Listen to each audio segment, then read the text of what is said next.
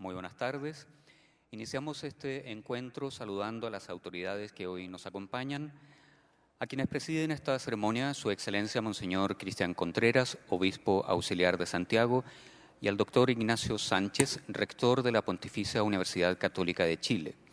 Saludamos de manera muy especial al subsecretario del Pontificio Consejo para la Cultura, Monseñor Melchor Sánchez de Toca, a los representantes de las instituciones colaboradoras de este encuentro, Instituto Profesional y Centro de Formación Técnica DUOC-UC, la Ilustre Municipalidad de Providencia y la Ilustre Municipalidad de Santiago.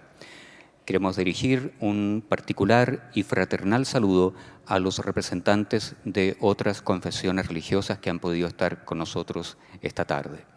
Saludamos también a las autoridades eclesiásticas, universitarias, del sector público y privado, académicos, personal profesional y administrativo, representantes de los trabajadores y de los estudiantes de nuestra universidad. La Pontificia Universidad Católica de Chile y el Arzobispado de Santiago les dan la más cordial bienvenida al Atrio de Santiago, Diálogos entre creyentes y no creyentes, versión local del proyecto Atrio de los Gentiles, que fue inaugurado en 2011 por el Papa Emérito Benedicto XVI como un lugar sin exclusiones, un lugar de reencuentro. Dijo el Papa Benedicto XVI en aquella ocasión: si se trata de construir un mundo de libertad, igualdad y fraternidad, creyentes y no creyentes tienen que sentirse libres de serlo, iguales en sus derechos de vivir su vida personal y comunitaria, con fidelidad a sus convicciones, y tienen que ser hermanos entre sí. Un motivo fundamental de este Atrio de los Gentiles es promover esta fraternidad más allá de las convicciones, pero sin negar las diferencias. Hasta allí la cita. Para dar inicio a este acto se dirigirá a ustedes Monseñor Cristian Contreras, Obispo Auxiliar de Santiago.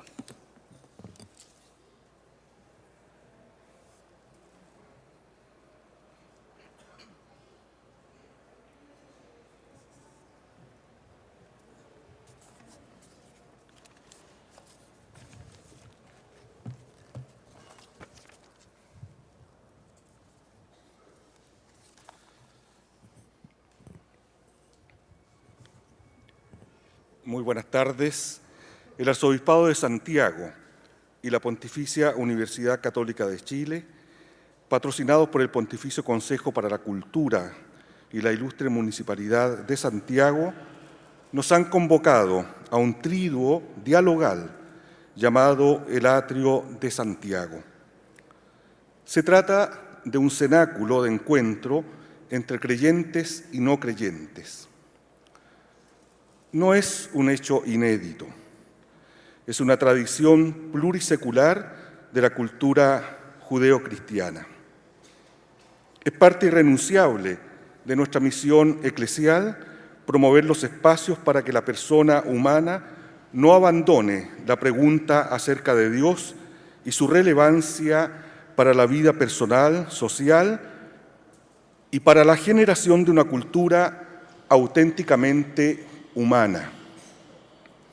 El creyente cristiano debe procurar que la persona humana integre la cuestión de Dios en su búsqueda de la verdad, en el progreso del conocimiento y en la gestación de la cultura. A riesgo de simplificar el problema, insisto, a riesgo de simplificar, me atrevo a aseverar que el gran problema actual, también en nuestra patria, no es el ateísmo ni el agnosticismo. En efecto, la persona atea, en algún modo, tiene presente a Dios en cuanto no cree en su existencia. Pero la pregunta está latente. La persona agnóstica no excluye la posibilidad de Dios, pero plantea serias dudas acerca de la capacidad humana para llegar a conocerlo.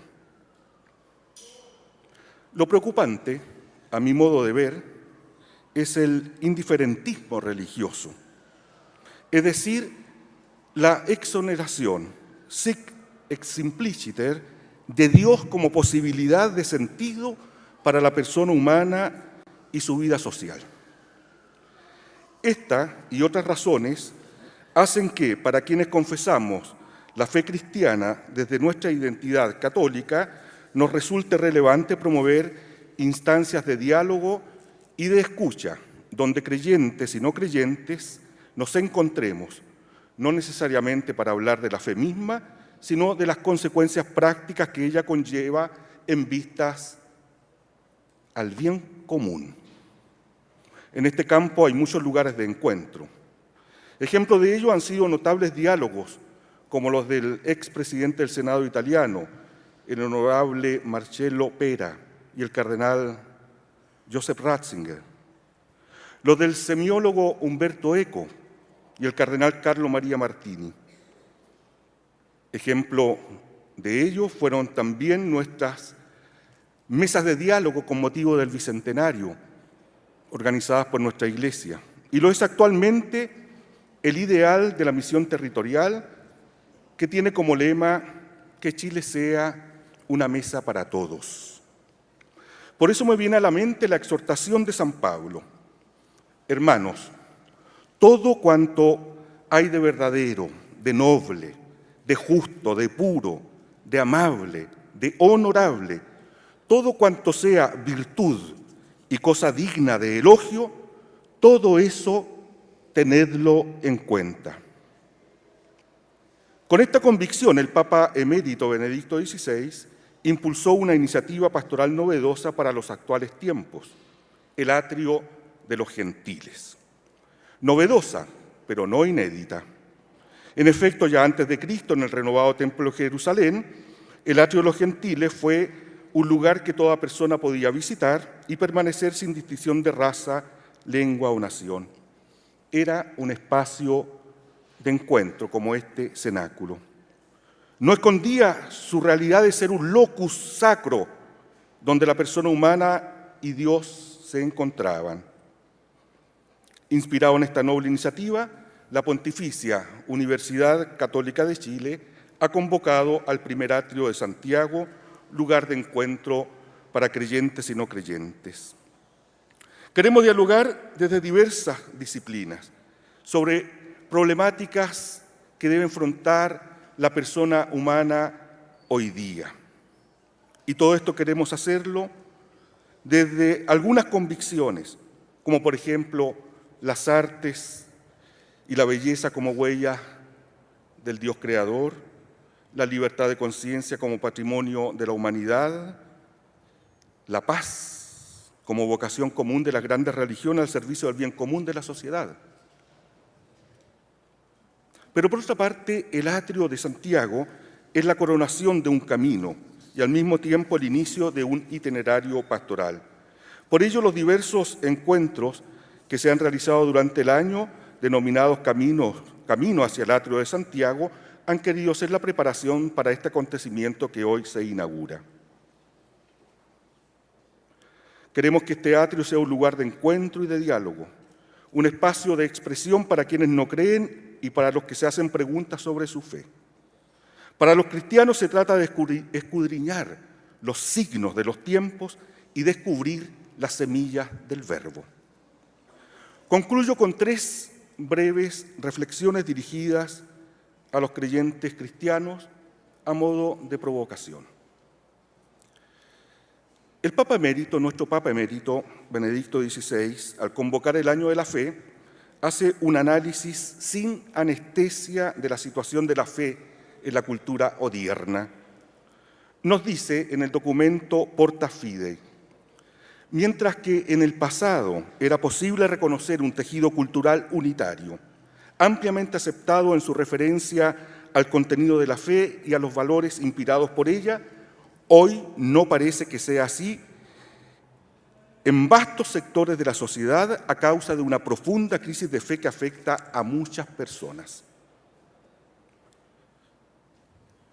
Benedicto XVI no tuvo temor a reconocer que ya no se vive bajo un paradigma de cristiandad. Por eso invitó a asumir con valentía el hecho de que las coordenadas de la cultura contemporánea revelan lo siguiente respecto de la fe en Cristo.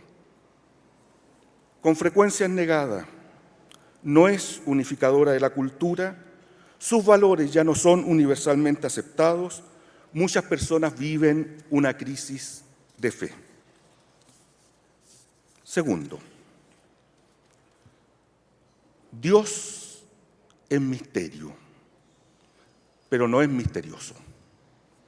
Personalmente tengo temor y huyo de las personas misteriosas. Y Dios se ha revelado como una familia.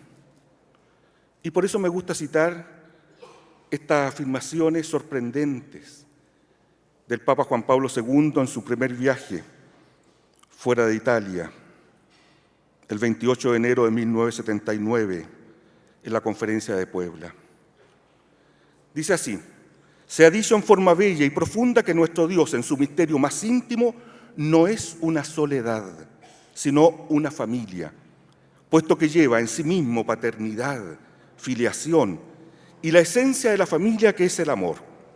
Este amor en la familia divina es el Espíritu Santo. Hasta ahí la cita del Papa. El creyente ante el misterio se inclina, como lo hacemos ante el niño Dios del pesebre y ante el Señor crucificado el Viernes Santo. Tercero,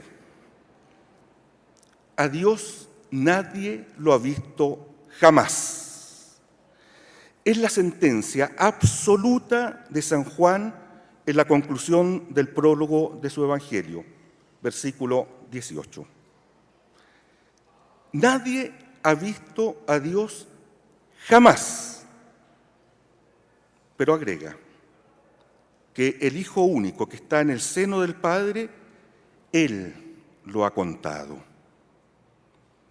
Ese es Jesús.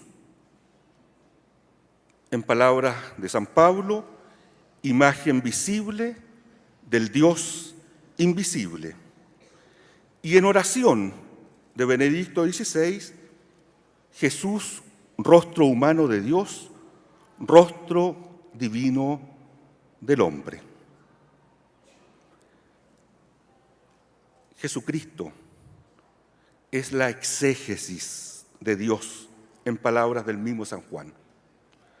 Conociendo, amando para los creyentes y siguiendo a Jesucristo, podremos sumergirnos en este misterio del Dios amor. Bienvenidos a este atrio de Santiago y muchas gracias por su presencia.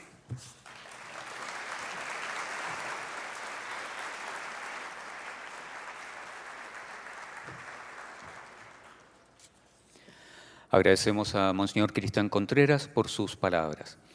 Continuando con esta ceremonia, se dirigirá a ustedes el rector de la Pontificia Universidad Católica de Chile, señor Ignacio Sánchez.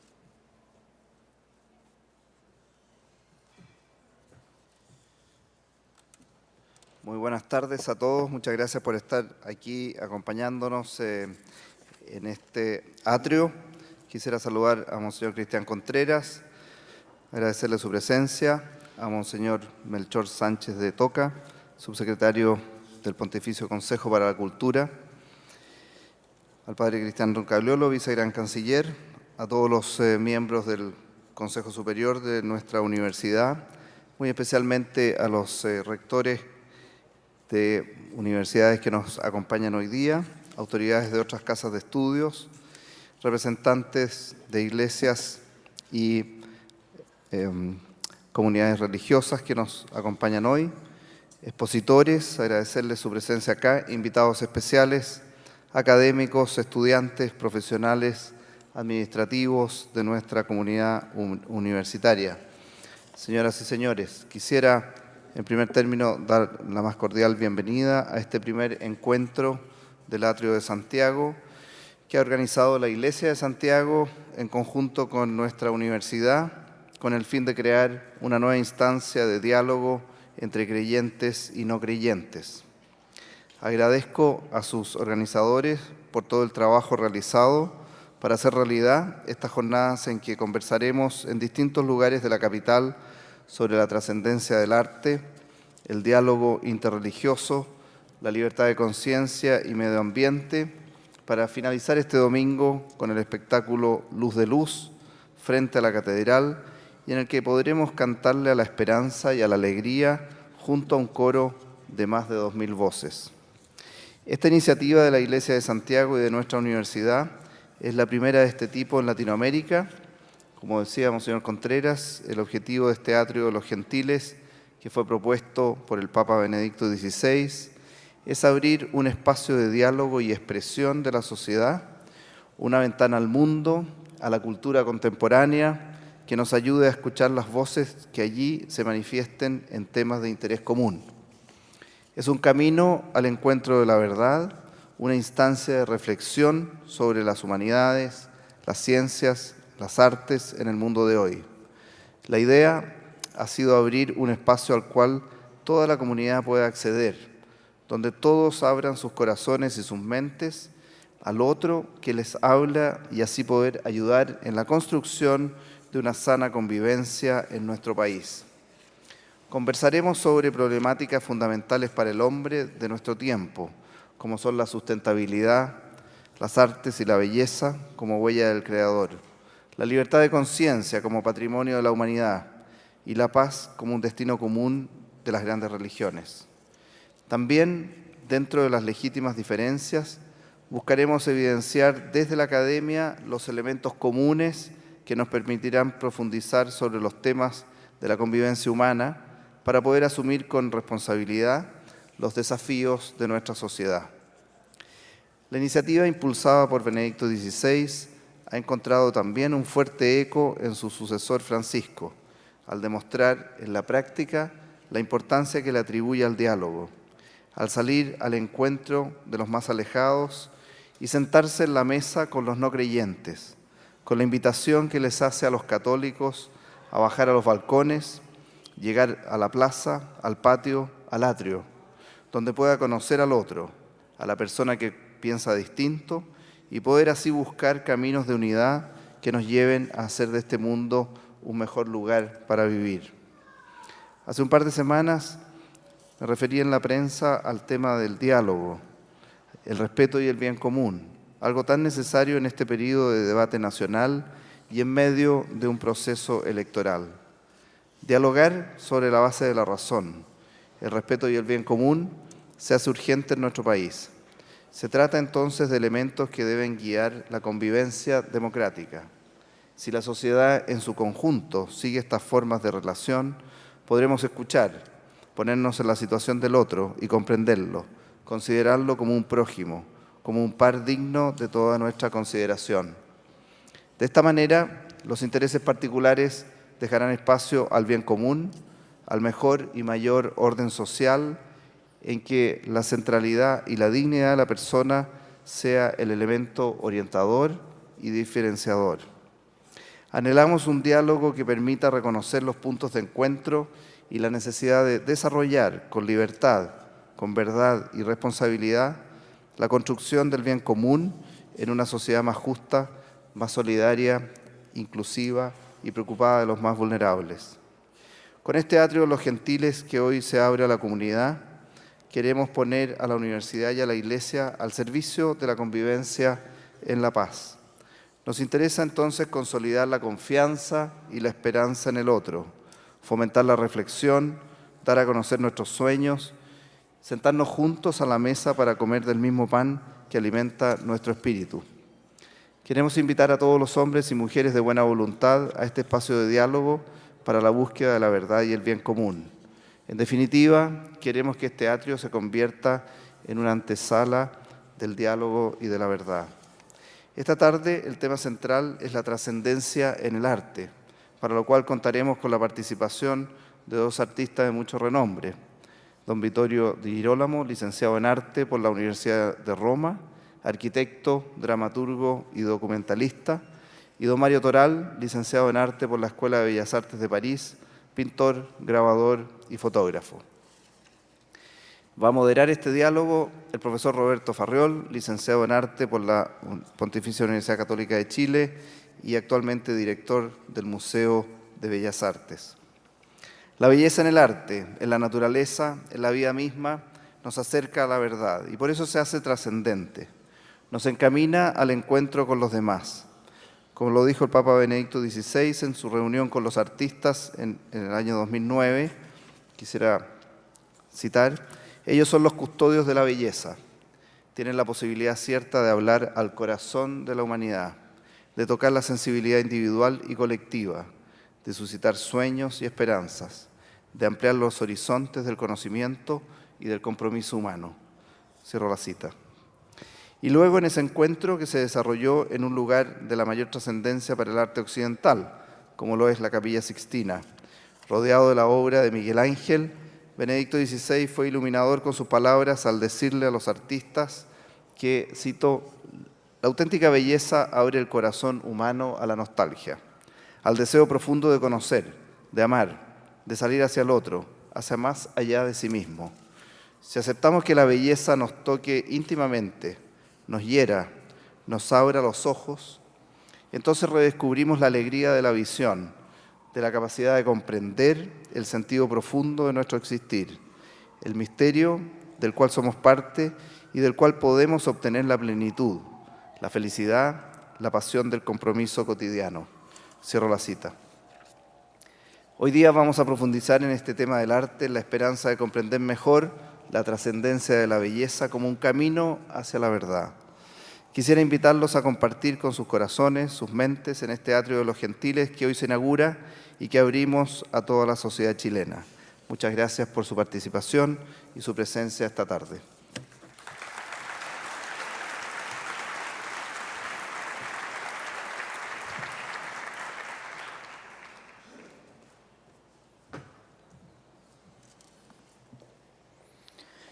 Agradecemos al señor rector por sus palabras. A continuación se dirigirá a ustedes el subsecretario del Consejo Pontificio para la Cultura, Monseñor Melchor Sánchez de Toca, quien nos visita en ocasión del primer encuentro de estas características en Sudamérica. El Consejo Pontificio para la Cultura fue fundado en el año 1982 por el Beato Juan Pablo II. Entre sus principales tareas se encuentra la de seguir la política y la acción cultural de los diversos gobiernos del mundo y facilitar el diálogo de la Iglesia con las distintas culturas. Monseñor Sánchez de Toca es sacerdote de la Arquidiócesis de Toledo desde 1993 y cursó sus estudios doctorales en la Pontificia Universidad Gregoriana de Roma con una tesis sobre el diálogo fe-cultura en el Concilio Vaticano II y su recepción en la Iglesia. Monseñor Sánchez.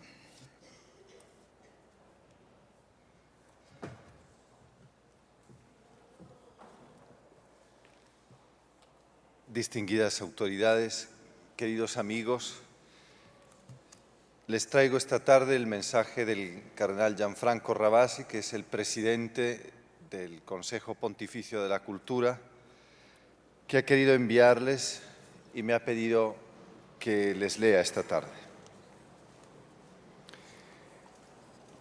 Creo que la Iglesia debería abrir hoy también una especie de atrio de los gentiles, donde los hombres puedan entrar en contacto de alguna manera con Dios sin conocerlo y antes de que hayan encontrado el acceso a su misterio, a cuyo servicio está la vida interna de la Iglesia. Al diálogo con las religiones debe añadirse hoy, sobre todo, el diálogo con aquellos para quienes la religión es algo extraño, para quienes Dios es desconocido y, sin embargo, no quisieran estar simplemente sin Dios, sino acercarse a Él al menos como desconocido. Estas palabras de Benedicto XVI, pronunciadas ante la Curia Romana en diciembre de 2009, han dado lugar a una realidad concreta.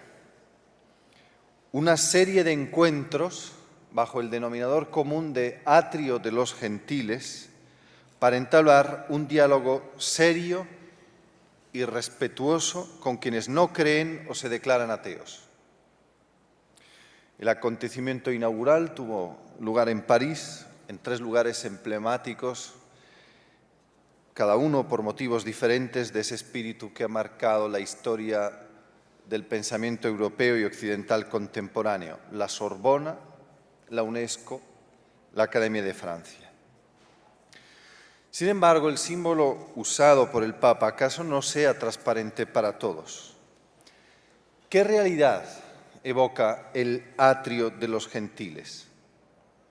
Para entenderlo es necesario referirse a la planimetría del Templo de Jerusalén, sobre todo en la configuración del imponente edificio levantado por Herodes y destruido por las legiones de Tito. Allí, además de las áreas reservadas a las mujeres, a los israelitas, a los sacerdotes y al santuario propiamente dicho, se abría un espacio al que podían acceder también los no judíos que subían a adorar en Jerusalén o simplemente a visitar el templo.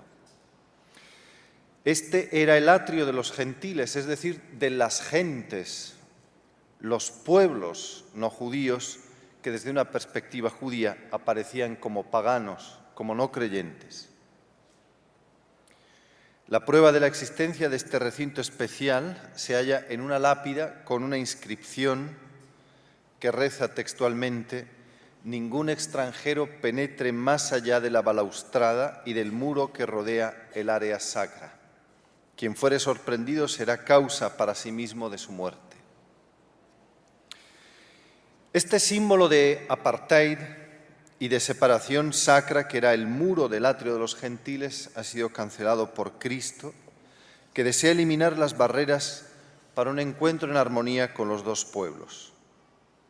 Y es con esta precisión paulina con la que adquiere su pleno sentido la metáfora del atrio sugerida por Benedicto XVI. Creyentes y no creyentes se hallan en territorios diferentes, pero no se deben encerrar en un aislamiento sacro o laico, ignorándose o, peor aún, arrojándose mutuamente provocaciones, escarnios y acusaciones, como desearían los fundamentalistas de ambos bandos. No podemos eliminar sin más las diferencias, ni liquidar concepciones divergentes o ignorar las diferencias. Cada uno tiene los pies puestos en un atrio, pero los pensamientos, las palabras, las obras y las opciones pueden confrontarse, incluso encontrarse, sin renunciar por ello a la propia identidad, sin desleírse en un vago sincretismo religioso. En este encuentro entre los dos atrios es necesario purificar previamente los conceptos de base. Por un lado, los gentiles deben recuperar una propia concepción del ser y del existir, tal como se encontraba en los grandes sistemas ateos, antes de que quedaran encapsulados en sistemas político-ideológicos o cayeran en el burdo escepticismo y en la idolatría de las cosas, o que degenerasen en el ateísmo sarcástico y demoledor, infantilmente escandalizador. Por otro lado, la fe tiene que redescubrir su grandeza manifestada en siglos de pensamiento alto y en una visión acabada del hombre y del mundo, evitando los atajos del devocionalismo infantil o del fundamentalismo destructor, para mostrar que la teología tiene también un riguroso estatuto metodológico. Además de esto, el cruce entre voces diversas puede acontecer en torno a temas comunes, aun cuando sea con resultados diversos: la ética, la antropología, la espiritualidad, las preguntas últimas sobre la vida y la muerte, el bien y el mal, el amor y el dolor, la verdad y la mentira, la paz, la naturaleza, la trascendencia y la inmanencia. Por este camino se puede llegar incluso a la pregunta por lo desconocido, a aquel agnostos theos, el Dios desconocido a quien se refirió Pablo en su discurso en el Areópago de Atenas. Este encuentro común tiene lugar a través del diálogo en cuyo centro se sitúa la palabra. Nadie es una isla completo en sí mismo. Cada hombre es un pedazo del continente, es una parte de la tierra. Esta fulgurante definición de la persona humana, formulada por el poeta John Donne, podría entrelazarse con una frase de su contemporáneo Quevedo, quien dice que Dios es único, pero no solitario. La personalidad del hombre y de Dios se revelan en las palabras que se cruzan en un diálogo. El diálogo, como enseña Platón con sus obras maestras literarias y filosóficas, es un encuentro, dia, de logoi, es decir, de palabras cargadas de pensamiento, pero es también un penetrar en profundidad el logos, o sea, un discurso fruto de reflexión. Es este mismo diálogo el que sostiene el atrio de los gentiles, un espacio abierto donde los diversos logoi, los discursos, pueden escucharse y confrontarse. Por esta escala de armonía, como cantaba un poeta agnóstico francés, Paul Éluard, llegaremos a la meta no uno a uno, sino de dos en dos. Y si subimos de dos en dos, nos conoceremos y nos amaremos. Y nuestros hijos un día se reirán de aquella leyenda negra finalmente superada que hablaba de un hombre que lloraba en solitario. Sin pretender conversiones ni inversiones tan inmediatas como superficiales en el camino existencial, pero sobre todo evitando las diversiones hacia el vacío, la banalidad, los estereotipos, gentiles y cristianos, cuyos atrios se hallan codo a codo en la ciudad moderna, pueden descubrir consonancias y armonías aun en su diferencia, y pueden hacer levantar la mirada a una humanidad demasiado a menudo curvado sobre lo inmediato, lo superficial, lo insignificante, hacia el ser en plenitud. Un poco como sugería en uno de sus cantos últimos el poeta y sacerdote David María Turoldo, en lo que se ha convertido en el himno del atrio de los gentiles. Hermano ateo, noblemente pensativo, en busca de un Dios que yo no sé darte, atravesemos juntos el desierto. De desierto en desierto vayamos más allá del bosque de la fe, libres y desnudos hacia el ser desnudo, y allí, donde la palabra muere, tenga fin nuestro camino. Muchas gracias.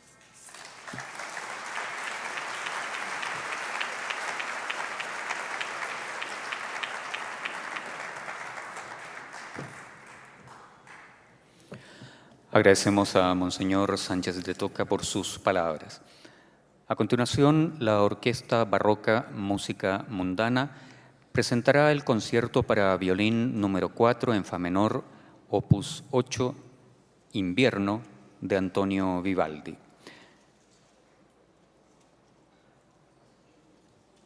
Ya llegará. Antonio Lucio Vivaldi fue un prolífico compositor italiano del siglo XVII, conocido también como il prete rosso por su condición de sacerdote católico y su cabello pelirrojo. Compuso aproximadamente 770 obras, entre las que se pueden contar 477 conciertos y 46 óperas. Las 4 estaciones pertenecen a su ciclo de su opus número 8 llamado Il cimento dell'armonia e dell'invenzione, obra de vital importancia por proponer un estilo nuevo de concierto en el que se produce un diálogo más fluido entre solista y orquesta, que no relega a esta última a asumir únicamente el papel de acompañamiento, sino que la sitúa como parte fundante e integral de la composición. La obra se será dirigida por Eduardo Yanque y contará con la participación como solista del maestro Gonzalo Beltrán.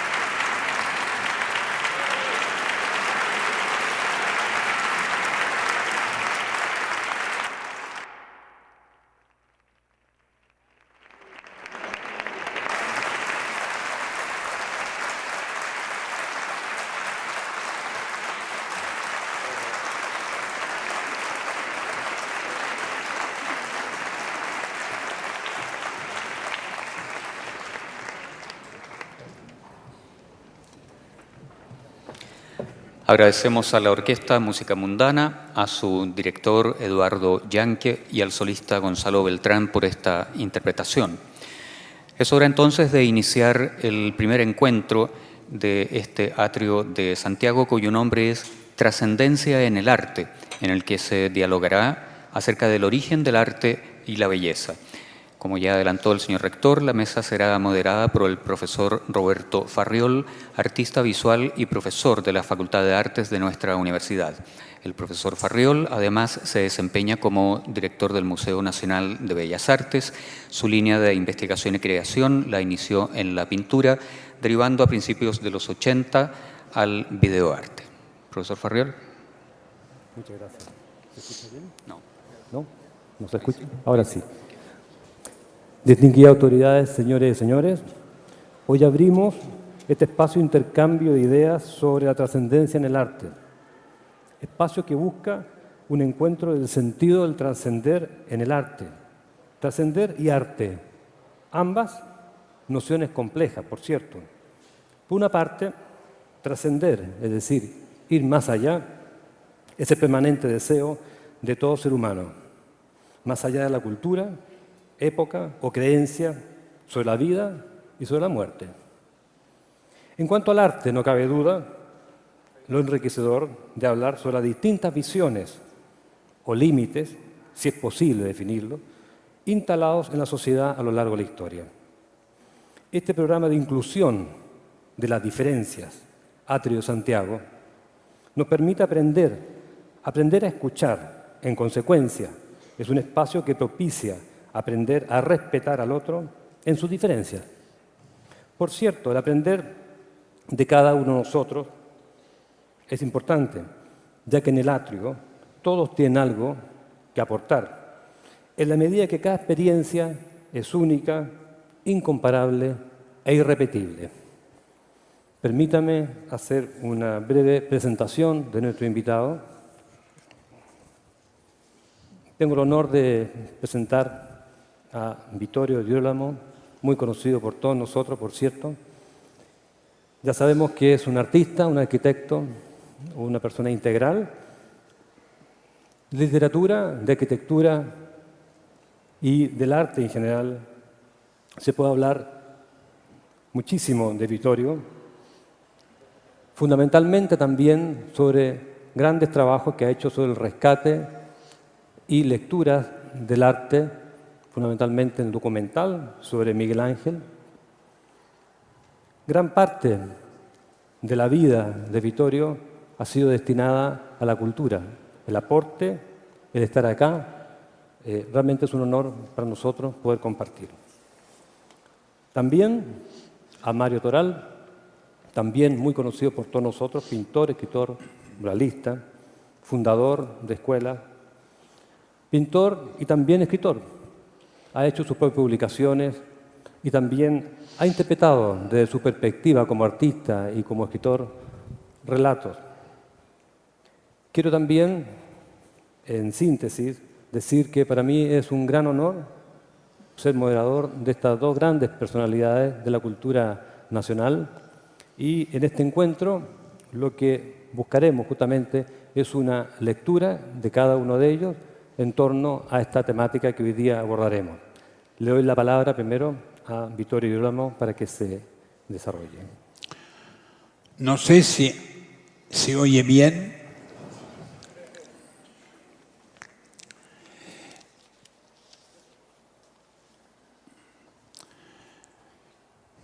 La fe, mi fe, el arte. ¿Qué es el arte? La belleza.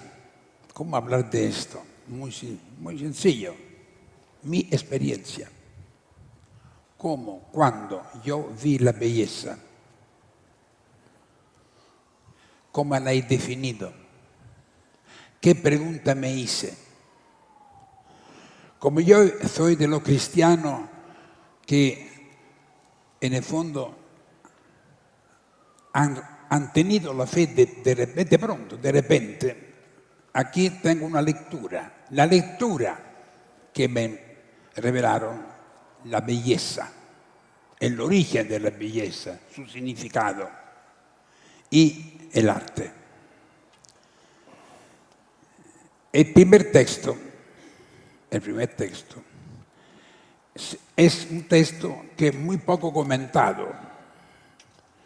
Me atrevo a decir incluso en la iglesia. Proverbios. Esto es el texto que describe la acción de Dios creando. Dios que veía su propia sabiduría haciendo todo. Dice así. Yahvé habla la sabiduría. Yahvé me creó primicia en su camino, antes que sus obras más antiguas.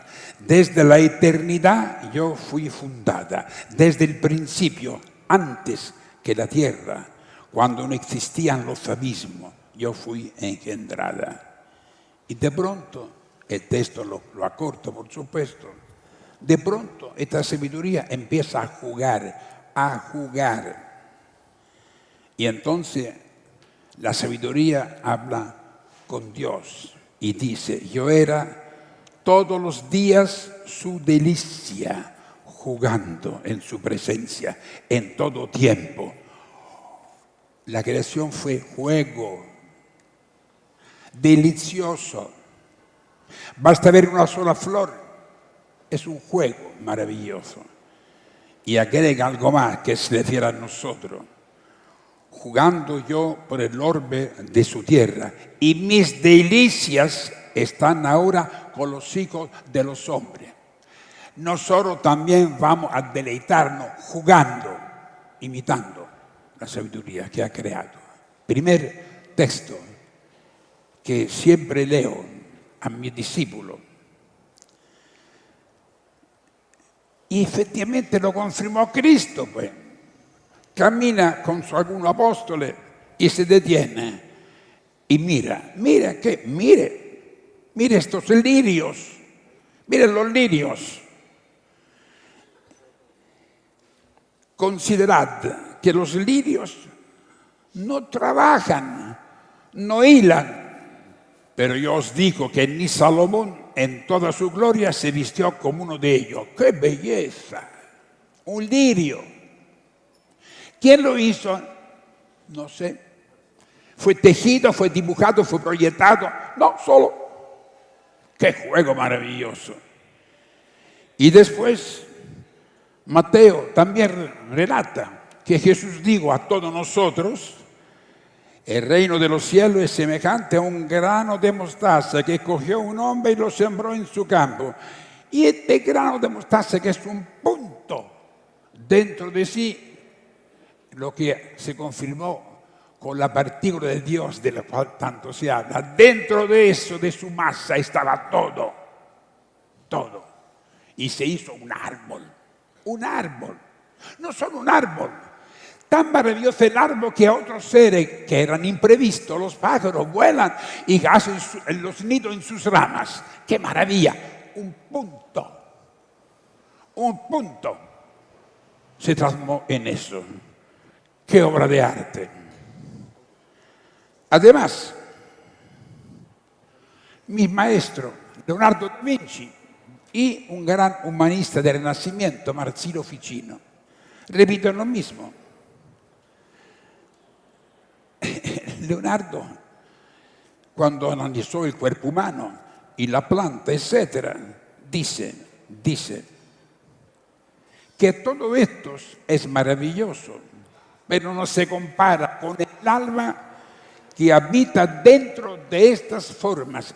Sea lo que sea, es cosa divina. De nuevo, entonces, la apertura de Dios que hace todo maravilloso. ¿Qué vamos a inventar nosotros? Todo está hecho maravilloso. Y claro, Leonardo dijo que en esta forma natural, en esta belleza, nada falta y nada es superfluo. Está todo. Otro texto también. Esto sí que se refiere, realmente se refiere a la famosa partícula de Dios, ¿no? Al bosón de Higgs, efectivamente. Ma Ciro Ficino habla a su discípulo en Florencia que dentro de la naturaleza, dentro de ella, hay algo misterioso y silencioso que hace la materia desde adentro, pero no de cualquier manera. ¡Qué maravilla lo que hace! Maravilloso. Se repite todo. Estos son los textos del arte que me enamoraron de la belleza. Yo no hice nada. Que tenga ojo para mirar.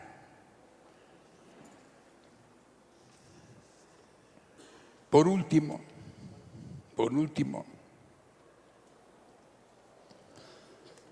todo esto entonces, ¿cómo está hecho? ¿Qué hace el artista? Ver, contemplar, asombrarse.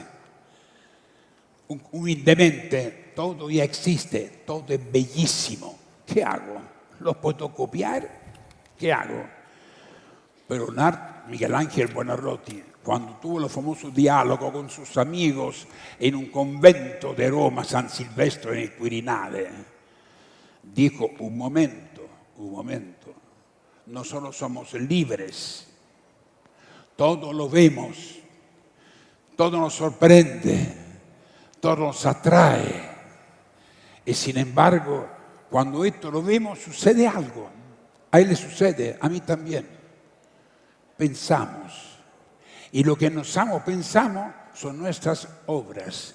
Como que todo esto estaba destinado a ser percibido, amado, humildemente, y finalmente ser interpretado, porque era el final de esta creación. Nosotros conocemos, amamos, interpretamos. Y Miguel Ángel dijo, sí, nosotros somos libres.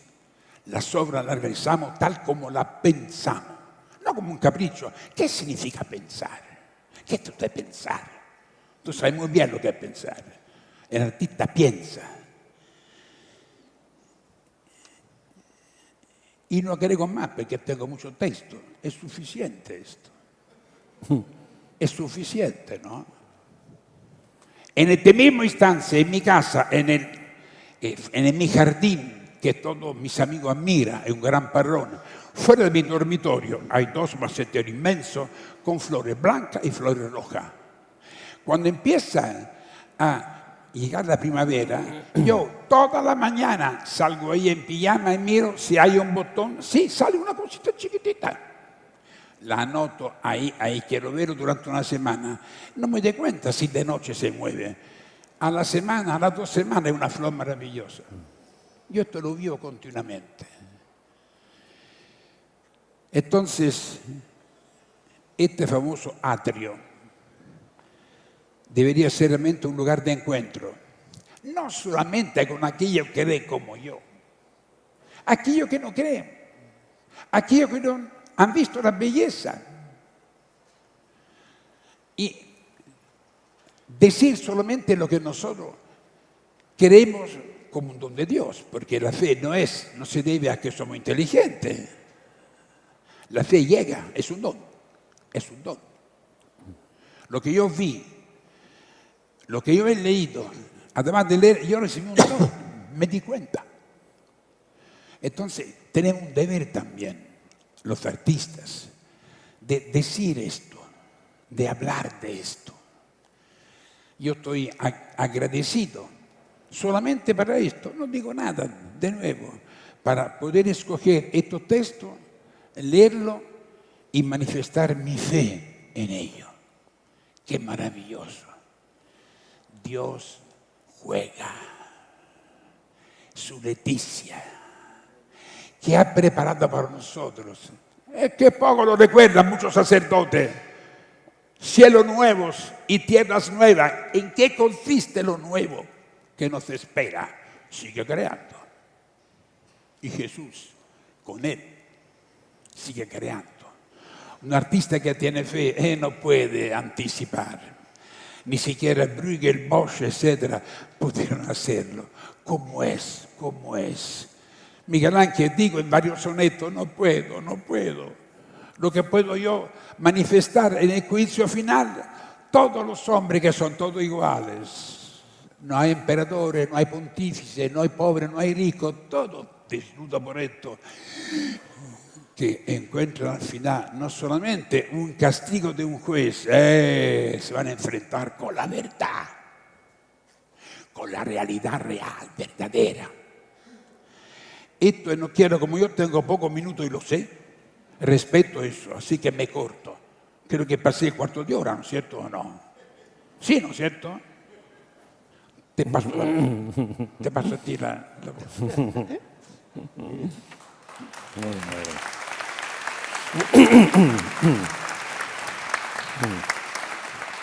Antes de darle la palabra a Mario Toral, quisiera pedirles, por favor, en estos papeles que ustedes tienen en su asiento, anoten algunas preguntas. En algún momento pasan a retirar justamente para cuando finalice la exposición de Mario Toral podamos hacer las preguntas. Adelante, Mario Toral. Oye, brindo bien. El agua, qué maravilla. Falta de otra cosa. Qué complicado esto.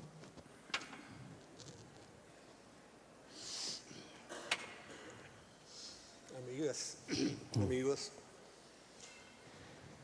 hace mucho tiempo estuve en una especie de conferencia en un lugar que ni recuerdo, sí que era muy modesto, tan modesto que en la mesa del conferenciante había un teléfono y una guía de teléfono, que parece que los organizadores no habían tenido tiempo de retirarla, pero sí recuerdo que este conferenciante tomó la guía de teléfono y hizo así, y dijo: lo importante en este momento, para mí, es sentir en la yema de los dedos cómo pasaron las páginas de esta guía de teléfono. Aquí no hay guía de teléfono, pero relacionando este momento con lo que acabo de decir, es que lo más próximo a uno, las cosas por las cuales uno está más entusiasmado, son las cosas que está haciendo. Y no en un pasado lejano, sino más bien en un pasado próximo, vivencial, pero sí recurriendo al pasado, a las ideas de antes, casi como una muletilla para apuntalar las ideas que uno tiene en la actualidad. Y digo esto porque en este momento estoy escribiendo un libro sobre el arte de la Polinesia. El libro comenzó llamándose Rapa Nui, arcoíris en la piedra. Pero al ir escribiendo, me di cuenta que la isla de Pascua es un garbanzo perdido en una inmensidad tan grande que es un tercio de la superficie de nuestro planeta. Por eso voy a recurrir en estos momentos en torno de estos pueblos, porque tienen mucho que ver con lo que hemos estado hablando, con lo que las personas que hablaron antes también, y que son los temas candentes de los hombres. Y ellos son la religión, las creencias religiosas, la belleza y el arte. Es curioso, pero en casi todos los pueblos hay un deseo, un primer deseo, y que es el explicarse de dónde venimos. Antes de preguntarse qué somos o a dónde vamos. Y la explicación que dan los distintos pueblos en leyendas, en mitos, en religiones, tienen un increíble parecido. Por ejemplo, Maque, el dios creador de los pascuenses, en las leyendas se parece enormemente con las palabras primeras del Pentateuco, del Génesis, y que dicen: Dios creó al hombre a su imagen y semejanza. Y Maque dice, después lo voy a leer textualmente según la leyenda como vigente, que es una creencia valiosa y que basa en su cultura. Muchos pueblos de la mal llamada Polinesia, porque Polinesia es una parte, y hay la Melanesia, la Micronesia, y de una cultura que viene incluso del Asia Menor, que se extendió hasta llegar a nuestra querida Rapa Nui. ¿Cuál es ese comienzo?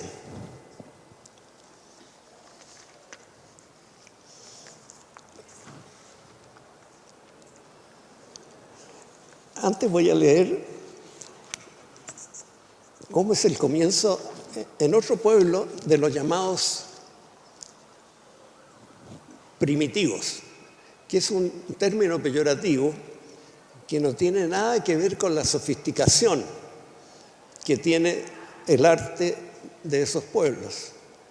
Incluso un tiempo se les incluyó a todos con el nombre de arte negro, porque venía de países que tenían el color de la piel oscuro. El Popol Vuh,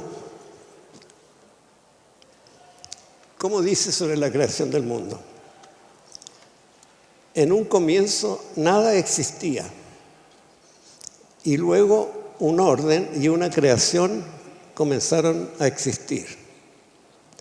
No había un solo hombre, ni un solo animal, pájaro, pez, cangrejo, madera, piedra, caverna o hierro. No había nada reunido. Los 4 ángulos del cielo no habían sido medidos. Todo era invisible. No existía nada edificado. Las tinieblas cubrían la superficie del abismo y Dios dijo que haya cuerpos luminosos en el firmamento del cielo para que exista el día y la noche, que aparezca lo árido, que llamaremos tierra, y crearemos hierba verde, que dé simientes y frutos según su especie. De este modo, al igual que en otras tradiciones, al conjuro de los dioses, lo que en un comienzo era la nada, la oscuridad, el mundo se va poblando, incluyendo al hombre que nace del barro, de la madera o de la semilla de maíz. ¿Cuán parecido es esto a la creación del mundo, según nuestra tradición, iba a decir católica, cristiana, es mucho anterior, judaica, etcétera? Pero muy interesante es algo que yo leí y que es otra visión y que tiene que ver con un cuento de nuestra niñez, de lo cual ustedes se van a dar cuenta.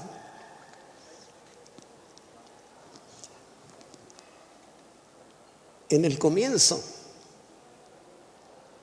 todo el mundo visible existía, desde la eternidad. Las estrellas, la luna, los soles han estado allí siempre. La niebla, el hielo, el pasto, los búfalos, los animales que se arrastran y los animales que saltan han existido siempre. También las cosas, como el cántaro, el arado, todo ha tenido desde la lejana eternidad la misma forma, colores y textura. Sin embargo, este universo grandioso, en su multiplicidad de formas, en sus incontables combinaciones, está durmiente. Todo está inmóvil, quieto, sin vida, sin expresión ni movimiento. Los objetos no han aprendido su propio uso. El arado no sabe arar. El pájaro no sabe extender sus alas. El viento no sabe moverse. El hombre y la mujer no saben cómo amarse. Todo existe, pero nada tiene alma ni movimiento. Y entonces llega el soplo de los poderosos, de los engendradores. Llega en la forma de un viento cálido que penetra todos los rincones, que les enseña a las hojas cómo caer en el otoño. Al agua le enseña cómo deslizarse en los valles. A la cigarra, cómo hacer sonar sus élitros. Al búfalo, la utilidad de su lana. A la leche, le enseña cómo nutrir al recién nacido. El beso de los poderosos del cielo ha concedido alma a este universo dormido. Ha otorgado función a los objetos inanimados. Y de este modo, el arado ya sabe con precisión el ancho y la profundidad del surco donde el hombre depositará las semillas.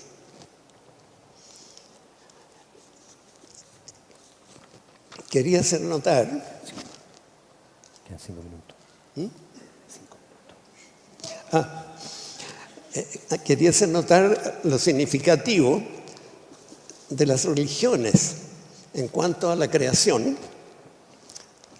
a la proveniencia de la creación del mundo. En cuanto a la belleza, ¿qué es la belleza? Quisiera citar 2 o 3 opiniones de gente por todos nosotros conocidas.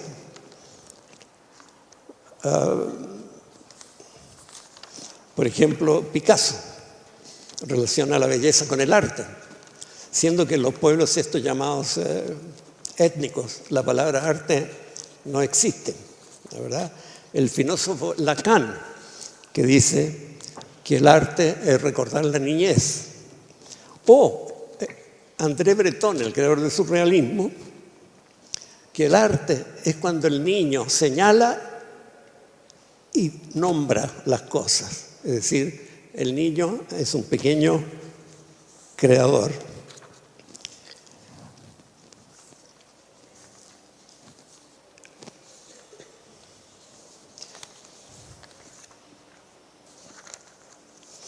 Una cosa que quisiera referirme es cuando yo estudiaba en la Escuela de Bellas Artes, para ir bien rápido, al frente de la Escuela de Bellas Artes, al otro lado del Sena, está el Louvre. Y si uno camina por las Tullerías, al final está el Trocadero y está el Museo del Hombre, que es un museo de historia natural. En el Museo del Louvre está el arte, está lo bello. Si llegamos al Museo del Hombre, están los esqueletos, las mariposas, los caracoles. Está el arte de la vida, de todo lo que hace posible también al artista en la recaudación de formas para interpretarlas en su arte. En ese museo de historia natural hay una sala que es del arte del Alto Sepik. El Alto Sepik es un río que, como el Nilo, en Nueva Guinea, la cruza de norte a sur. En este pueblo, que vive en el barro, siempre está nublado. El suelo es un pantano, lleno de batracios, roedores, etc. Que además son caníbales y cazadores de cabeza. Son los que todos lo visualizamos con un hueso en la nariz, ¿verdad? Tienen que ser caníbales porque no tienen proteínas, ¿verdad? Bueno, este pueblo tan primitivo hace unas obras de arte en forma de media luna, talladas en la madera, de cocodrilo, de mono, en fin, animales con los cuales ellos conviven, de figuras humanas, de una belleza increíble, tallando con herramientas primitivas, precarias, estas cosas tan minuciosas como son las escamas de un cocodrilo, la pluma de las aves. Entonces uno se pregunta, y esta es la razón que lo traigo aquí, el arte, la belleza, ¿qué es? ¿En qué parte del cerebro está que es independiente de la ética o de la moral? Debemos creer la frase de Oscar Wilde: no hay libros morales ni inmorales, solo hay libros bien y mal escritos, ¿o no? Ya llegó mi tiempo. Hay una pregunta que llegó. Pues, primero quiero lanzar una pregunta que llegó de parte del público para Vittorio. Aprovecho también de decirle después lo que quiere responder. La pregunta es la siguiente para Vittorio. Dice: Da Vinci enfatizó la libertad de ver la belleza y ese acto nos permitía una cascada de pensamiento y quizás una respuesta creativa. Si no viéramos la belleza, si no fuéramos capaces de ver la belleza, ¿podríamos ser libres? ¿Cómo? ¿Podríamos ser libres si no fuéramos capaces de ver la belleza? Pero por supuesto. Yo debo decir antes algo. Se refirió a lo primitivo. La palabra nuestra viene del latín, primus, primitus, que significa por primera vez. Primitiva es la persona que por primera vez ve. Es un primitivo. Yo viví con los indios yaguas de la Amazonia peruana, invitado por el presidente Velasco Alvarado. ¿Qué hacemos, profesor, con los indios primitivos? Yo dije, muy sensible, la respuesta es que usted me lleve ahí. Y me llevaron por la Amazonia. Yo escogí una cabaña. Digo, aquí es tranquilo, no se preocupe. Yo pedí vivir una semana con ellos. Primero que nada, lo que tú acabas de decir, la cabaña, sin serrucho, sin clavos, sin martillo, sin planos arquitectónicos. Era un palacio, con tronco, no así. Todo era amarrado tronco con tronco. Claro, la familia vecina ayudaba para hacer esta cabaña. Pero además algo más tenía. Los remos, las canoas, lo traje, hecho todo por la mujer y el hombre. Ellos. La forma. Yo mostré la fotografía de remo. Mostré la fotografía de la canoa a mis estudiantes de diseño industrial y gráfico. Ni ellos son capaces realmente de concebir algo que dentro en el agua puede deslizarse, etc. Lo primitivo. En Chile se esconde y han sido borradas el instinto primitivo de mucha gente que conocí, de Arica a Punta Arenas. Son considerados analfabetas, ignorantes, que deben seguir la escuela, entrar a la universidad y una facultad científica o tecnológica. Lo primitivo. ¡Cuánta potencia está escondida ahí! Tú sabes, ¿no es cierto? ¿Qué potencia? Quiere decir esto, entonces, lo primitivo. Hay que hacerse primitivo. Y tú sabes que los artistas modernos, ¿cierto? Los primeros 15 años del siglo se hicieron primitivos, ¿sí o no? Hasta copiaron y robaron algunas piezas del museo, entre ellos Braque y compañía, para ver cómo volvemos a ser primitivos, para empezar todo de nuevo, ¿no es cierto? Gracias.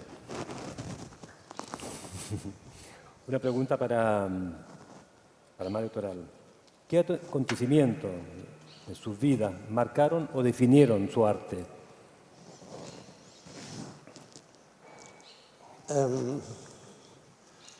Las preguntas sin respuesta.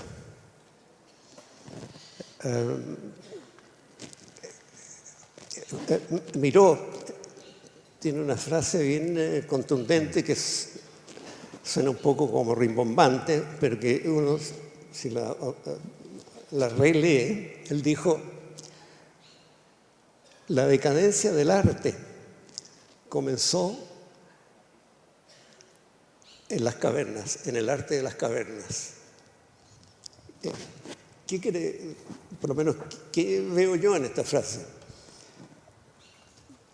Que cuando el hombre era puro, cuando vivía en la naturaleza, cuando creía en ese tiempo, antes de los dioses, era el totemismo, en los animales que él tenía que vivir. Los ensalzaba, los convertía en tótem, como algo muy importante. Cuando después, y yo veo por ahí el sentido de esa frase, vienen los clanes, las tribus, una religión, otra religión. Tú comes esto, no comas este otro. Esta tierra es mía, este es del vecino. Comienzan las peleas por miles de motivos. Comienza también el arte a meter tantos elementos que no se puede que sean en menoscabo, pero se llega a lo que es la esencia del hombre, que es esa, vivir entre la paz y el conflicto. Me perdí un poco de la pregunta tuya. No, está bien. Es una buena respuesta igual. Es una buena respuesta. En honor al tiempo, seguiremos con la pregunta, porque la verdad es que son casi una docena. Para Vittorio, ¿qué sentido tiene la frase de Dostoyevsky, comillas, la belleza salvará al mundo? Hay dos preguntas más.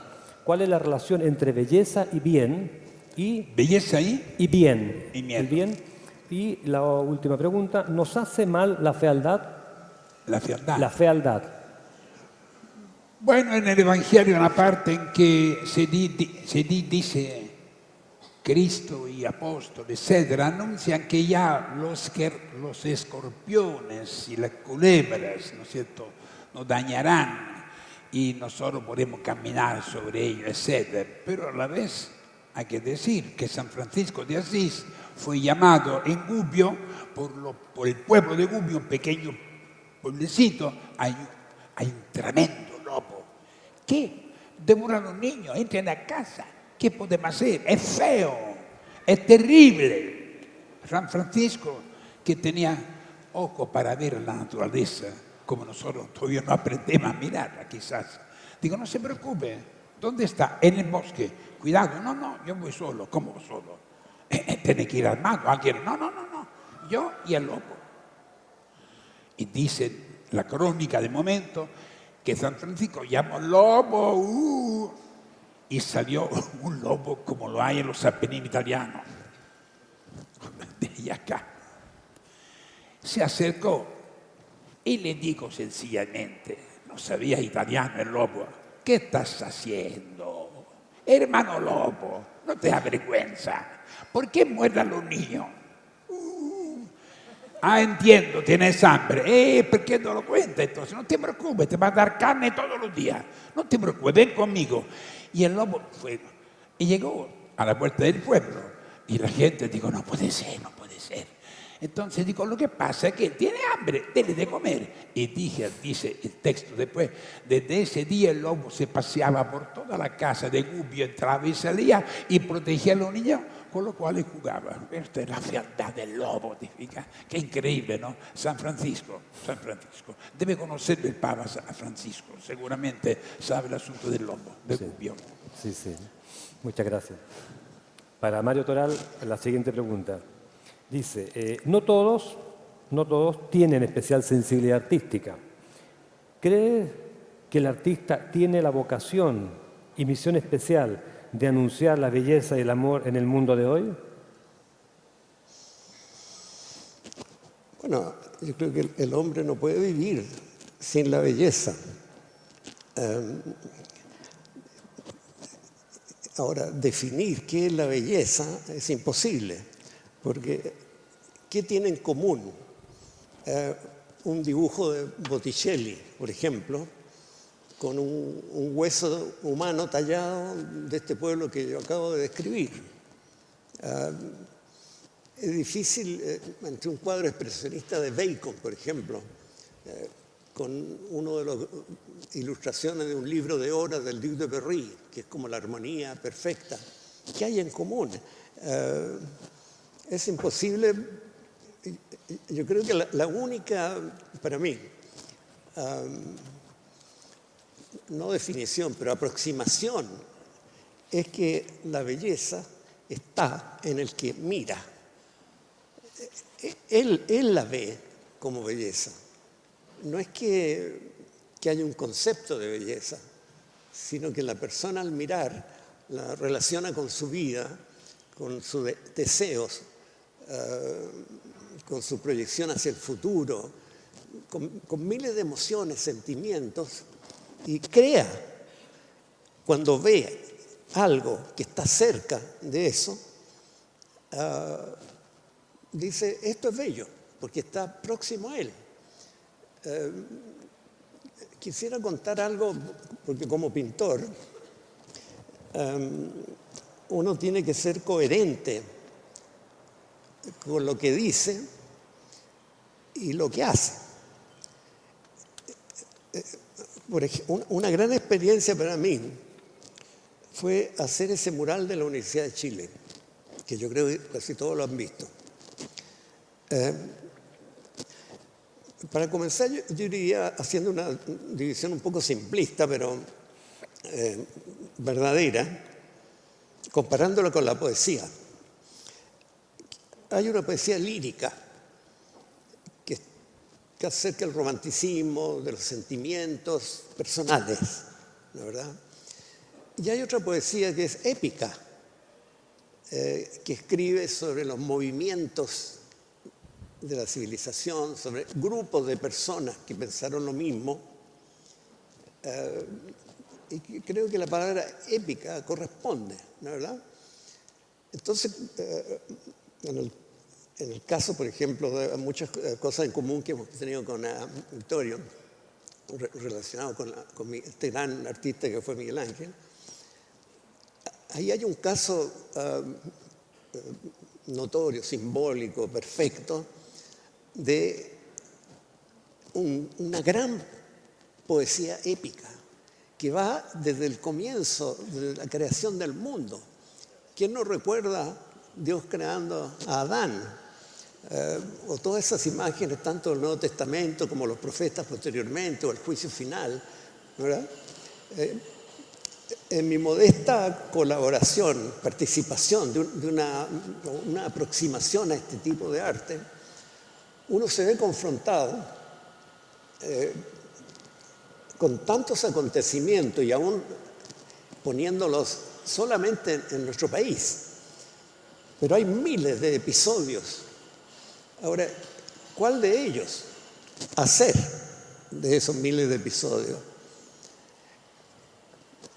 Yo le puse el título a esa experiencia memoria visual de una nación. Es decir, que eliminé muchas cosas que pueden tener un ámbito conceptual más etéreo, pero no visible, concreto, y que uno pudiera hacer. Porque también los pintores hemos olvidado lo que los maestros del pasado podían hacer. Si ustedes van, por ejemplo, a Florencia y van al Palacio Ducal, hay un mural que siempre quedo con la boca abierta, que es una batalla naval. Y hay miles de personas, cientos de barcos, objetos, jarcias, madera, cosas destruidas. ¿Quién puede pintar eso ahora? Es imposible. Y no sería necesario, porque hay la fotografía, el cine, la televisión, que lo hacen mucho mejor que si un pintor quisiera hacerlo, ¿verdad? Entonces, en esa selección de imágenes que la memoria trae como importantes, yo creo que está ligada también con el concepto de la belleza. Porque cuando los hombres han creído y han necesitado representar la creencia, y esto en el fondo sintetizo lo que quería decir anteriormente. Cuando los hombres llamados primitivos o étnicos, por poner un nombre para comunicarnos,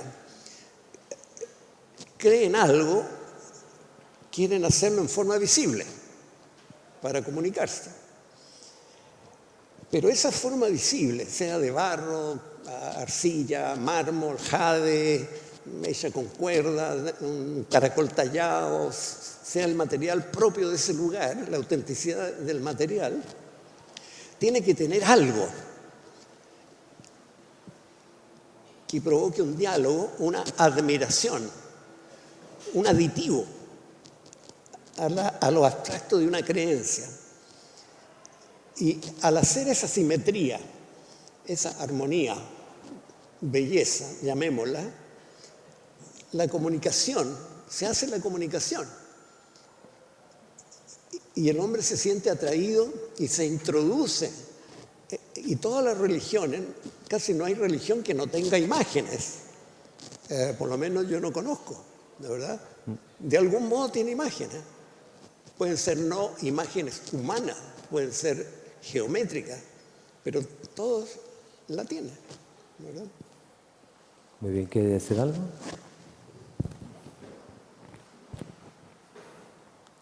Arte, arts, en latín. ¿Qué significa el arte? El arts. El hacer algo perfectamente. ¿Y cómo perfectamente? Con amor, pues. Hago algo con amor. Arts. Mi gloriosa Edad Media italiana, en ese periodo medio italiano, las ciudades que fueron destruidas por la famosa invasión fueron reconstruidas.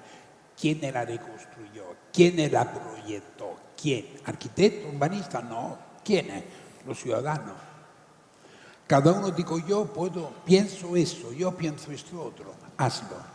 Pero para poder participar tiene que hacerlo con amor, el arts. Y entonces todo una ciudad como Pisa, Siena, etc., es una ciudad de artistas. Las artes se comunicaban una con otra, o sea, los hombres que quieren hacer algo perfectamente, lo mejor posible, con amor. Si uno hace algo con amor, ¿qué hace? Este es el misterio. Aquello que me sorprende, aquello que se me ocurre, aquello que me llama, y esto me enamora. Como tú hablaste de un moral tuyo, hablo de uno mío, no para que vayan a verlo, no. A mí me dijeron un párroco en Chile, holandés, no tengo plata, tengo los muros de cemento, Santa Marta, y pinta algo. En el momento, ¿qué cosa? Aquello que te toca. Cristo, que se entregó, fue crucificado. Entonces necesitaba ¿qué cosa? Cemento, colores que importé de México. Entonces empecé a pintar. No sabía qué iba a hacer, pero tenía realmente el tema de la pasión de Cristo. Es algo que en este momento no lo podía creer, digamos. Yo con amor lo hice con amor, lo mejor posible. Entonces ¿qué cosa? El amor que viene primero de la técnica y del hacer bien, o el hacer bien que después entonces se pregunta qué voy a hacer las dos cosas. Pero el arte, antes que nada, viene del amor. Es algo que te sorprende, que te asombra. Y aunque tú no sabes que eres poeta futuro, pintor futuro, te sorprende y te ocupa. Y ahí empieza, ¿no es cierto? Y tú no sabes cómo lo vas a hacer, pero lo haces con arte, lo mejor posible. Este es el arte. Esto lo has dicho, todo el ejemplo que diste, evidente, lo conozco, evidente. Todo esto primitivo, con cuánto amor, una flecha, un arco, todo, ¿no es cierto? Un traje, ¿no es cierto? Bueno, fíjate que André Breton, que ustedes todos conocen, ¿no? ¿Verdad? El escritor francés, ideólogo del surrealismo, por unas coincidencias increíbles, la primera obra de arte que él adquirió cuando niño fue una estatuilla de la isla de Pascua. Sí. Y cuando falleció, él le pidió a la viuda, que era chilena, que lo enterrara con esa escultura. Es un dato curioso. Y en una novela, él dice, era la época no se habla mucho, pero el arte contemporáneo debe mucho a esos creadores que descubrieron el arte negro y el arte de la Oceanía. Picasso, por ejemplo, con el arte africano, Gauguin, con el arte de la Oceanía. Y que ¿por qué los surrealistas se fijaron en este tipo de arte? Porque el arte en ese tiempo estaba muy basado en el conocimiento. Incluso en una época que se anunciaba el modernismo, se anunciaba un futuro que iba a depender de máquinas nuevas, de progreso material, etc. Pero el arte de estos pueblos era un arte hacia el interior. Era tan al interior que las imágenes que ellos hacen no son ilustrativas de lo que ellos muestran, sino que son, es decir, una imagen de un país cristiano, ¿no? ¿Verdad? Si es la Virgen María o el Sagrado Corazón de Jesús, nadie cree que eso es Jesús o la Virgen María, es una representación, ¿no? ¿Verdad? Si no sería un fetichismo. Pero los pueblos primitivos, si hacen algo de madera o piedra o lo que sea, es el Dios. Entonces, los surrealistas encontraron que en esa apertura se producía un arte sumamente potente. Y de ahí nace el arte moderno. Recordémosle de Moselle Lavignon con la influencia en el arte africano, ¿no? ¿Verdad? Comienza el mirar hacia el interior. Y que, por ejemplo, cuando en ese mural, que me refiero a él no por egocentrismo, sino porque casi todos lo conocen, ¿no? Sobre todo ahora que por el tráfico uno tiene que andar en metro y no en automóvil. Cuando me tocó hacer algo sobre el futuro. El pasado era relativamente fácil, había que ir a museos, leer libros, relativamente al alcance de la mano. El presente, los conflictos, hay que leer los diarios, los conflictos están siempre presentes. Pero cuando tenía que hacer el futuro, muchos muralistas habían interpretado el futuro hace 30, 50 años con el progreso material. En Diego Rivera, por ejemplo, hay muchas chimeneas echando humo. Eso era como el progreso, ¿verdad? La máquina, los engranajes, mucho engranaje. Y a lo que hemos llegado, polución, en fin, no hace ni decirlo, ¿verdad? Pero ¿qué puede retratar eventualmente el futuro de un modo que todos lo aceptemos? La poesía. Porque ¿qué es la poesía? La poesía es una aspiración, no es una concreción, no es una materialización, es una aspiración que levanta al individuo lo mejor que él tiene por la verdad, la justicia, los seres humanos en general, sin discriminación de color, de raza, de religión, sin ninguna discriminación. La buena poesía, estoy hablando. Entonces, puse en ese mural Pablo de Roca, un hombre tan ansioso por llegar, por avanzar, tan apasionado, que se suicidó. Quiso llegar al sol, se le fundieron las alas y se ahogó. Huidobro, con una percepción futurista, en esa frase, justamente sacando lo concreto, lo material. No pongas adjetivos sobre la rosa, tú eres la rosa, ¿verdad? Que nos aproximamos a la cosa de la Oceanía, de que el Dios es, no es una representación. Gabriela Mistral, con ese amor a la tierra, a las cosas más simples, a ser madre, a ser hija. Neruda, que no hay nada que se le haya olvidado de escribir sobre Chile. Cualquier cosa que pensemos, Tomate, Manuel Rodríguez, el Bío Bío, todo, él lo hizo, un superhombre, un superpoeta, ¿no es verdad? Entonces yo encontré que la concreción, la única concreción visual, estamos obligados los pintores a concretizar nuestros pensamientos, ¿no es verdad? Era la poesía. Muy bien, gracias. Vittorio, una pregunta que voy a tratar de contextualizarla para darle el sentido que tiene, ¿ya? Tomando en cuenta que hay una ruptura del arte clásico que se ha mencionado en varias ocasiones, ¿cierto? Sobre todo el tema de lo figurativo, ¿ya? La pregunta es, ¿hasta qué punto en la actualidad el arte, me imagino que actualidad se refiere a arte abstracto o arte de alguna manera que sobrepasa los límites de lo figurativo, hasta qué punto en la actualidad el arte es arte o todo arte es bello? ¿Por qué la belleza? Vamos a decir, el Doríforo de Puricleto es la belleza, cuerpo perfecto. ¿Qué es la belleza?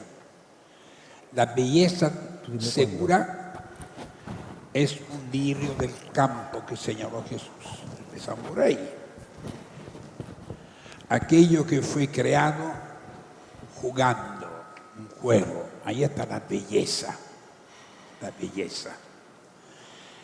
Entonces, sobre la belleza se puede hacer realmente un gran seminario en esta universidad para hablar de la belleza, por supuesto, la belleza.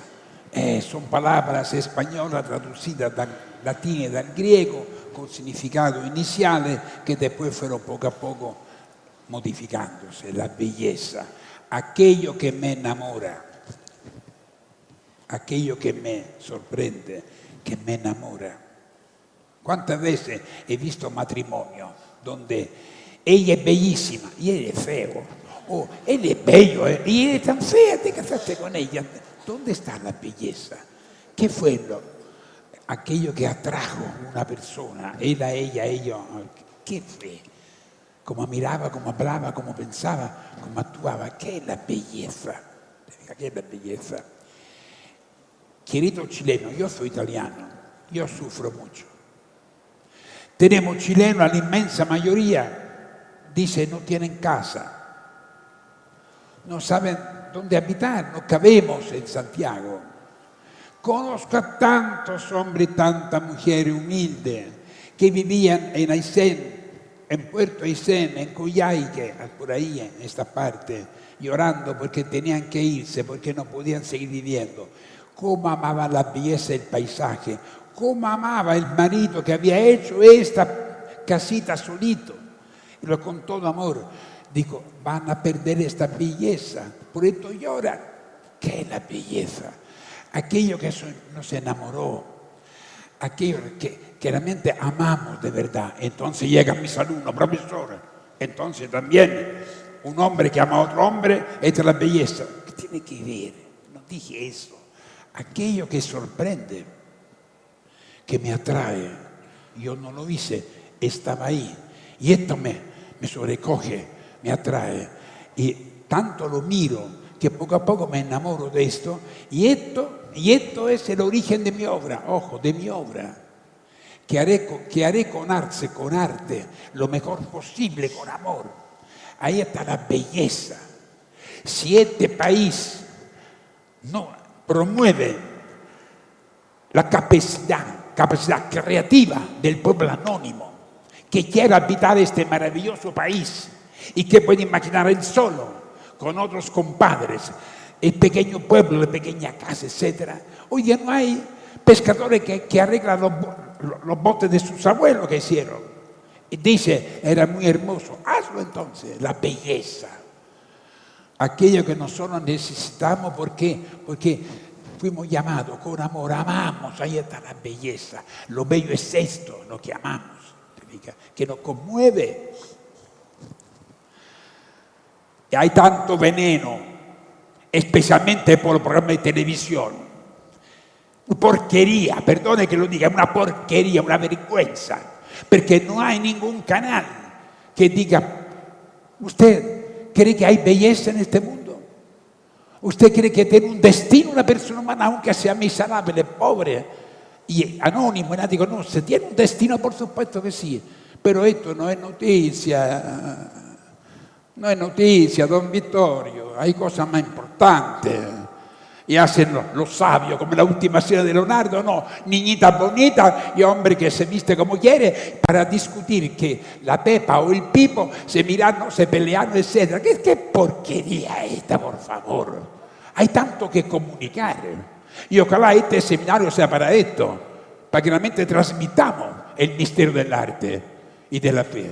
Por supuesto, no se queden tranquilos, está muy grave la cosa, porque yo conozco a la juventud chilena, los que están todavía no en la universidad, están ilusos por eso, todavía están sanos. Ellos aman la belleza.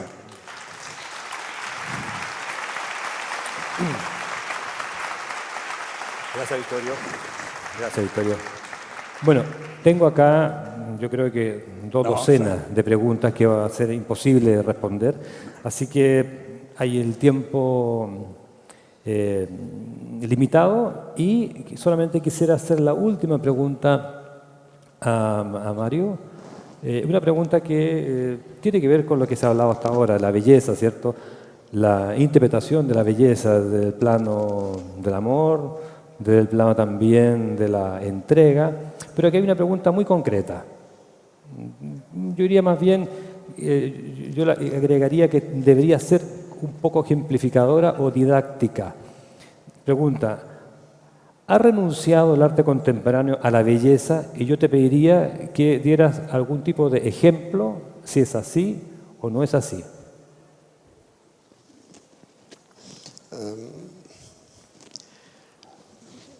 Mira, hay una escritora norteamericana que fue muy amiga de Picasso, que Picasso hizo un famoso retrato, y que dijo, lo único superior a la belleza es el cambio. Es una definición que adhiero. Hemos escuchado esa música de Vivaldi. ¿Cuánta energía hay allí? Nos llega a sorprender que con sonidos nos invaden y nos producen un dinamismo, ¿verdad? Ahí está el cambio. El cambio de tiempo, ¿verdad? De instrumentos, el cambio sonoro, de la composición, etc. Esa energía es la que tenemos que tener en todo lo que nosotros hagamos. Comprometernos, el compromiso. No ser ecos. Meternos en luchar por los ideales, por el amor, justicia, verdad, por lo que sea. Nada es superior a la belleza, solo el cambio, solo el dinamismo. Pero yo le agregué algo a esa definición. La bella es, lo único superior a la belleza es el cambio. Yo le agregué, pero lo único superior al cambio es la belleza. No es jugar con las palabras, pero si a ese dinamismo, a esa energía incontenible que tenemos que tener, sea cual sea la causa, pero que tenemos que comprometernos, sobre todo en estos momentos, en la justicia social. Yo creo que ese es el problema mundial. Remontémonos sobre la política cotidiana, la cosmética, la palabrería. Hay unos que comen poco y otros que comen mucho. Entonces, comprometernos porque este mundo sea mejor. No es cuestión de ser católico, ateo, creyente, no creyente. Es cuestión de ser un buen ser humano, simplemente. Y yo creo que ahí está, en que a esa configuración que dio el cambio, agregarle esa cosa suave, romántica, comunicativa, que es la belleza. Muy bien, muchas gracias.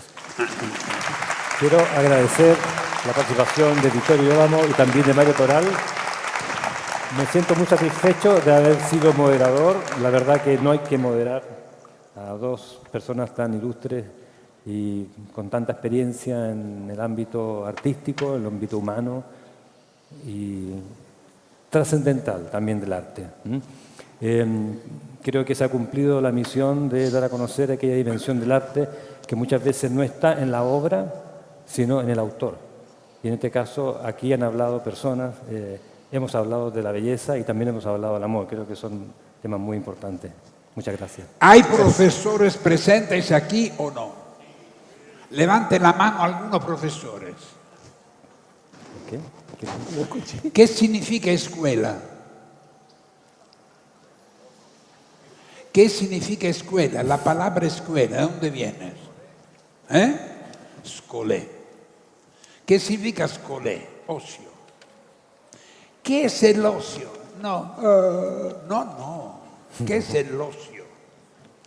Si yo, joven, al oír un maestro que me habla de los números y quedo realmente asombrado, esto que se me revela, necesito mucho tiempo para seguir pensando en eso, porque me ha conquistado.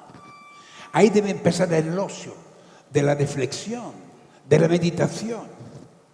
Si en cambio escuela es horario, minutos, segundo, campana y todos iguales, no hay ocio, no hay conocimiento, no hay contacto con lo que yo ignoraba y que me sorprende.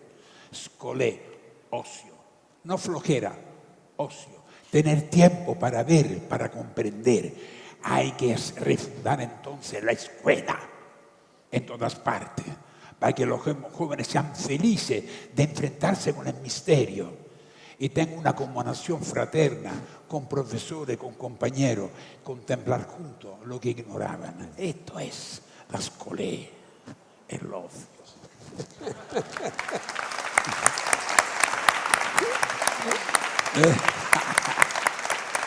Cuando él fue decano, él estaba de universidad, ¿no es cierto? Pasamos por esto, ¿no? Bien. Muchas gracias.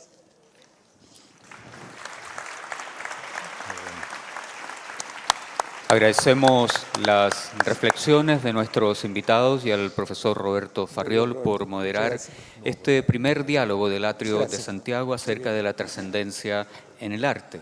También agradecemos la participación de todos ustedes a través de su presencia y sus preguntas.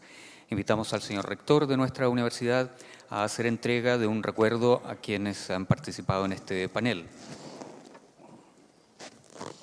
Se trata de una imagen del apóstol Santiago, patrono de nuestra ciudad desde su fundación en el año 1541. Gracias, gracias.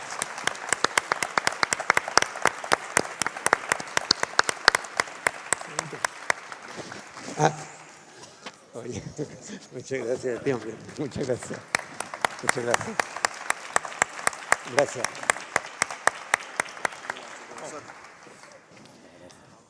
Muy bien.